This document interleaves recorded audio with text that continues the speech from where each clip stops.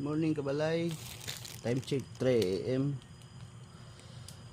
Nagpa-stress na naman tayo ng ating mushroom fruiting bag para matamnan na bukas.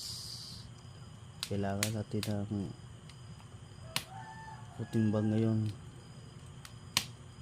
para may maibigay na naman tayo sa ating mga parokyano ng ating kabuti. Kaya samahan nyo kung mag-pasteurize kabalay.